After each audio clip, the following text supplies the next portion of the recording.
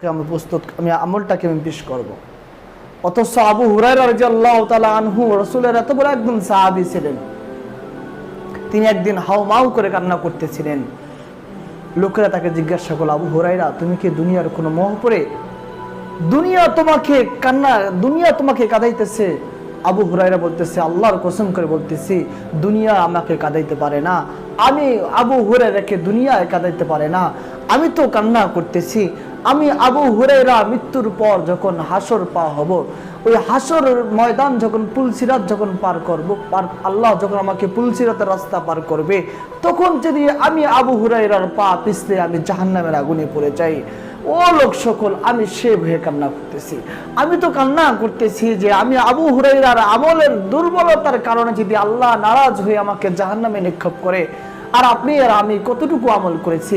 এই আবু হুরায়রা রাসূলের এমন একজন সাহাবী যে কিনা রাসূলের 5000 হাদিস বর্ণনা করেছেন। সেই সাহাবী যদি এই কথা বলতে পারে, আপনি আর আমি কোথায়? আপনি আর আমি কি পুঁজি আছে আল্লাহ তাআলার কাছে আমার আমলকে পেশ করার জন্য? ফজরের সময় তো দেখা যায় মসজিদের কাতারগুলো খালি, জোহরের সময় দেখা যায় মসজিদের কাতারগুলো খালি, আসরের সময় দেখা যায় মসজিদের কাতারগুলো খালি, মাগরিবের সময় দেখা যায় মসজিদের কাতারগুলো খালি। অথচ আমরা মনে করি যে মৃত্যু আসার পরেই আল্লাহ তাআলা আমাকে জান্নাত দিয়ে দিবে। মৃত্যু তো একদিন হবেই। আল্লাহ তাআলাই তো নিজে বলেন, কুল্লু নাফসিন যায়িকাতুল মাউত। বান্দা, তোমাকে যেহেতু নফস দিয়ে, রূহ দিয়ে আমি আল্লাহ সৃষ্টি করেছি, অবশ্যই তোকে মৃত্যুর স্বাদ গ্রহণ করতে হবে। কিন্তু মৃত্যুটা তোর কিরকম হবে, এই মৃত্যুর কথা যদি আপনি আর আমি কল্পনা করি, চিন্তা করি, তাহলেই তো আমাদের ঈমানটা ঠিক হয়ে যায়।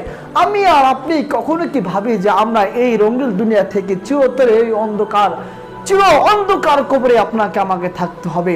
কখনো কি আমরা চিন্তা করে দেখি? না, কখনো আমরা চিন্তা করে দেখি না। ওই অন্ধকার কবরে যেখানে কোনো লাইট নাই, আলো নাই, দামি কোনো বিছানা নাই, কোনো সফর সঙ্গী নাই, কেউ থাকার মতো কেউ নাই। দুনিয়াতে তোমার আর আমার ঘরে অন্ধকার হলে আমরা লাইট জ্বালাইতে পারি। দুনিয়াতে আমরা একটা বিপদে পড়লে আমাকে বন্ধু সাহায্য করে, আত্মীয় স্বজন আমাকে সাহায্য করতে পারে। কিন্তু ওই অন্ধকার কবরে যখন আপনাকে আমাকে রাখা হবে, যদি কবরে আপনার আমার কবরে যদি সাপ চলে আসে, ওই সাপের কামড় থেকে বাঁচার মতন আমার আর কোনো সাথী পাওয়া যাবে না। ওই অন্ধকার কবরে যদি আমার কবরে আগুন লেগে যায়, আগুন নিবারের মতন আর কোনো বন্ধু পাওয়া যাবে না।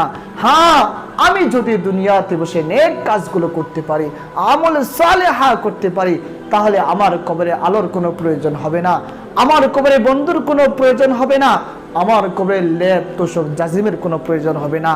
আমি মৃত্যুবরণ করতে দেরি, আল্লাহ তাআলার জান্নাত পেতে দেরি করব না ইনশাআল্লাহ।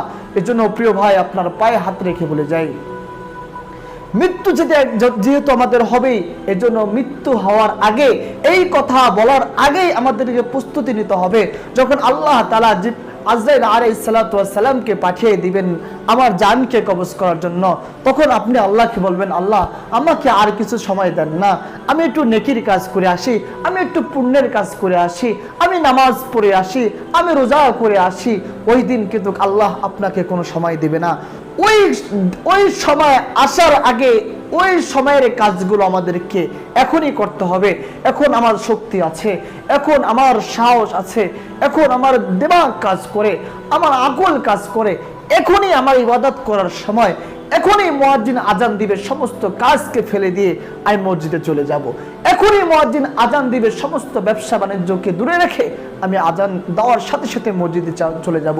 তাহলেই না আমি ইমানদার হব, আর আমি আমার আমলগুলো আল্লাহ তাআলার কাছে পেশ করতে পারবো। প্রিয় ভাইয়েরা, এজন্য বলি আমরা আমলকে ঠিক করি। আল্লাহ রাব্বুল